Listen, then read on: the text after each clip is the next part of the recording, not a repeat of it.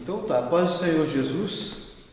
Eu quero falar aqui na câmera, porque nós estamos marcando os vídeos e mandando para, já sabe, né? Mandando para os nossos amigos e parentes lá do Brasil. Nós estamos aqui hoje na igreja, aqui a nossa igreja. Estamos hoje na escola dominical. Nós temos todos os domingos às 8h30 da manhã esta revista que durante 3 meses nós estudamos um tema. São 13 revistas, 13 lições.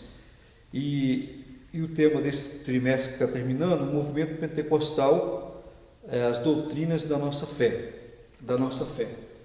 E hoje nós vamos estudar sobre o avivamento. Aviva, ó Senhor, a tua obra. Então vamos aprender, nós já estamos aprendendo aí durante todo o trimestre sobre avivamento. E eu vou mandar esse estudo que nós estamos fazendo aqui hoje para vocês. Eu gostaria que vocês assistissem com muita atenção, porque a palavra de Deus, ela é maravilhosa, ela é doce, ela é gostosa. Por quê? Porque a palavra de Deus nos leva para a vida eterna, por isso que ela é boa. Eu aprendi, então é importante, tudo que é bom nós queremos para nós, né?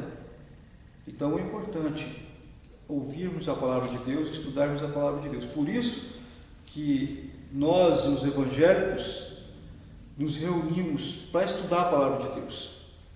A gente procura não viver assim, uma vida apenas de ouvir a informação que outros já sabem. Nós estudamos, nos reunimos na igreja, dia de domingo, os jovens se reúnem na terça-feira para examinar, porque em João capítulo 5, versículo 39, Jesus disse: examinai as Escrituras, porque julgais ter nela a vida eterna. Então é uma ordenança do Senhor Jesus para nós estarmos não apenas lendo, mas examinando a palavra de Deus, porque é nela que nós encontramos a vida eterna. Então vamos lá. Nós já estudamos agora nesse trimestre sobre o avivamento. E eu estava pensando, porque a última lição continua falando, ensinando o que é avivamento. Porque essa lição, não sei se você, a Ariane, você leu? A Marta não leu, né? Quando eu estava estudando, eu estava pensando, por que a última revista ainda continua ensinando o que é avivamento? Porque o que nós vamos aprender aqui hoje continua ensinando o que é avivamento. E aqui o título da lição é: Aviva, ó Senhor, a tua obra. Por que nós temos que continuar aprendendo o que é avivamento? Entendeu? Essa é a pergunta que eu tinha quando eu estava estudando. E Abacuque, ele profetizou que nós deveríamos continuar. Orou, ele clamou ao Senhor para que Deus avivasse a obra dele no meio dos anos. Então, essa é a necessidade, nós estamos todo o tempo sabendo o que é avivamento. Eu li que nós tivemos a leitura em classe, buscando a Deus, na segunda-feira. Está em 2 Crônicas 7,14. 2 Crônicas 7,14. Alguém abre a Bíblia aí e vamos ler. 2 Crônicas 7,14. Vamos movimentar um pouco essa escola dominical. O João, você podia ir lá e ligar o ar-condicionado, sabe como é que liga ali? Está calor. 2 Crônicas 7,14, daí quando vocês acham, eu vou falando. Deus fala a Salomão, entendeu? O que aconteceu? Salomão assumiu o reinado e Davi, o pai de Salomão, já tinha deixado as coisas tudo preparado para ser construído o templo. Nós vimos lá que estava tudo recolhido, o povo já tinha levado.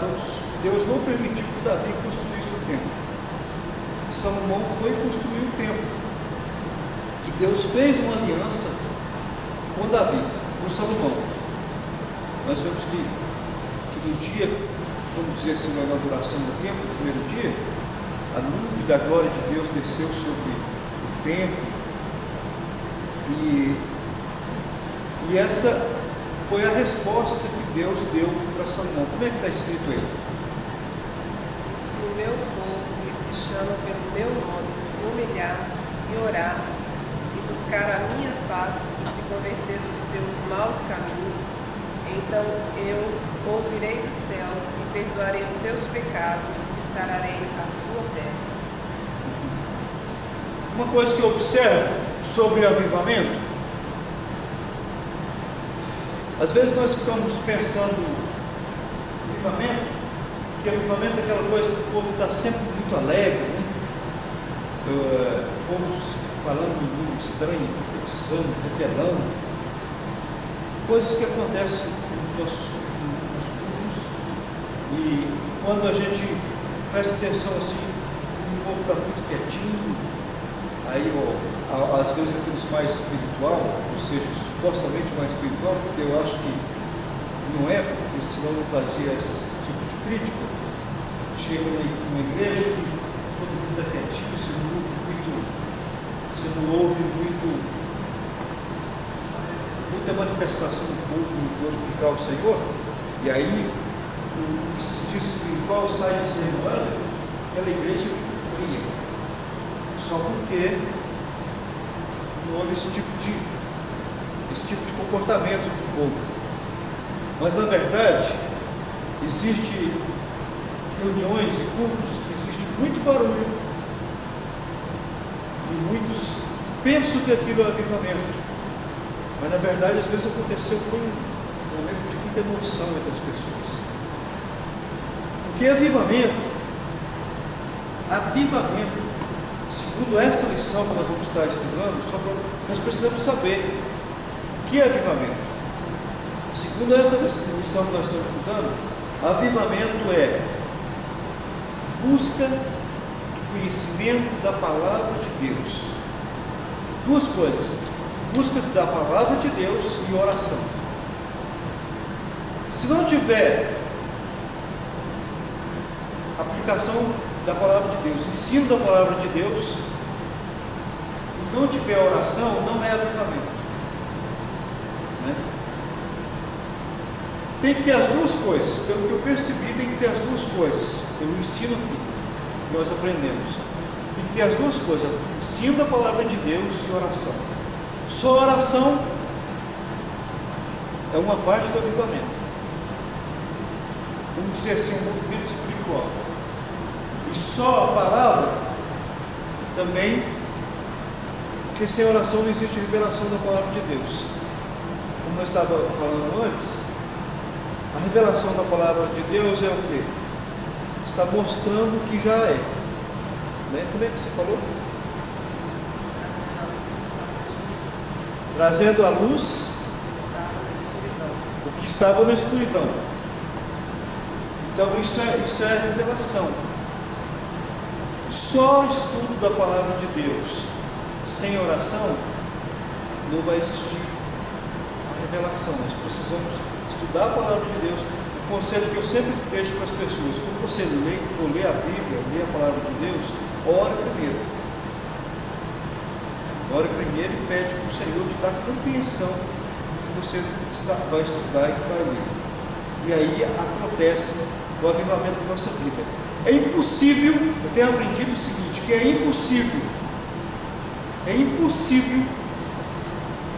diz a regra que toda ação tem uma reação. É impossível na ação de estudarmos a palavra de Deus e de orarmos ao Senhor não acontecer nada na nossa vida. É impossível acontecer nada na vida de qualquer ser humano. Qualquer ser humano. Por isso, uma vez eu e Eliane, nós insistimos em dar um estudo bíblico para um casal. Nos primeiros dias que nós fomos lá, na verdade não é dar um estudo bíblico e ensinar, é ir lá aprender junto. Porque a palavra de Deus Aqui nós estamos na escola dominical, eu estou conduzindo essa escola dominical e eu não acredito que eu esteja ensinando vocês, eu estou aprendendo junto com vocês a palavra de Deus, porque a palavra de Deus ela é muito rica, ela tem muito, então não tem ninguém igual, por exemplo, uma pessoa que estuda matemática, faz faculdade de matemática, faz faculdade de geografia, faz faculdade de língua portuguesa, ele aprende e vai ensinar. Então, quando ele está ensinando, não muda nada mais do que aquilo, sempre é aquilo ali. Agora, a palavra de Deus, ela é diferente. Quando nós vamos falar sobre a palavra de Deus, ensinar a palavra de Deus, no mesmo versículo, nós ensinamos diferente. O Senhor Deus traz uma nova revelação, traz um novo sentimento, e a palavra de Deus, os versículos, os textos, eles são aplicados na vida da Eliane, o Espírito Santo aplica de uma forma, de acordo com a vida dela, não que a Bíblia fica se enquadrando com o sistema de vida das pessoas, é nós que temos que nos adaptar à palavra de Deus.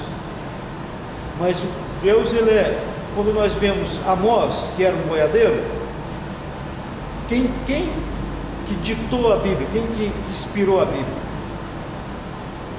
Foi Deus, não foi? Deus inspirou a Bíblia. Por que Amós foi o mesmo Deus que inspirou a Bíblia, não é? O mesmo Deus inspirou para mais de 40 pessoas num período de mais de 1.600 anos, entendeu? Não é exatamente a conta, cerca de 40 pessoas, um período de cerca de 1.600 anos, pode ser mais de 1.600 e pode ser menos. Mas por que Davi usava uma linguagem, Davi usou uma linguagem e Amós usou outra linguagem, e Pedro já usou outra, Paulo usou outra, quem inspirou é um Deus só. Por quê? Porque cada ser humano é diferente. A compreensão de cada ser humano é diferente um do outro, porém a palavra que Deus está inspirando, que Deus está levando é a mesma. O que acontece? Amós, ele era um boiadeiro, então o jeito que Deus inspirou, mostrou para Amós ia escrever na linguagem de boiadeiro. Davi escreveu na linguagem de um pastor de ovelhas. Por isso que o Salmo 23, o Senhor é meu pastor e nada me faltará. E ele vai falando em textos tudo sobre como o Senhor leva as ovelhas a pastos verdejantes, a águas tranquilas. Então a inspiração que ele estava recebendo do Senhor sobre essa doutrina de que como Deus cuida das suas ovelhas, como Deus cuida do seu povo, era de acordo com o que ele fazia. Então ele olhava para as ovelhas e ele sabia como ele cuidava das ovelhas, ele não queria que as ovelhas morressem. Então foi assim. Para Moisés já foi em outra linguagem. Para Paulo chegou lá diante de um rei, eu não lembro agora o nome, e o cara falou para ele assim: muitas letras estão te deixando, entendeu? Mas porque Paulo era muito bem informado, ele tinha muito conhecimento. E Hebreus, quando nós lemos Hebreus, nós vemos uma literatura maravilhosa, né? Então, por isso, a palavra de Deus, o ensino da palavra de Deus, quem está na posição de ensinador, também continua aprendendo. Os outros matérias, português, matemática, geografia, ciência, sempre a mesma coisa. Sempre, o professor sempre vai repetir o que ele deu de aula 10 anos atrás, só mudou a turma. Porque tem regras e formas. Regras e A formas. palavra de Deus ela é viva, então a cada dia ela se renova para cada pessoa, para cada circunstância. Não que a gente precisa ter bem essa compreensão, não que Deus fica se moldando para poder a pessoa receber. Deus é reto, Ele é justo e Ele é imutável, Ele não muda. Porém, Deus pega o jeito dele, a justiça dele, a retidão dele, e Ele leva aquilo tudo na compreensão da Eliane,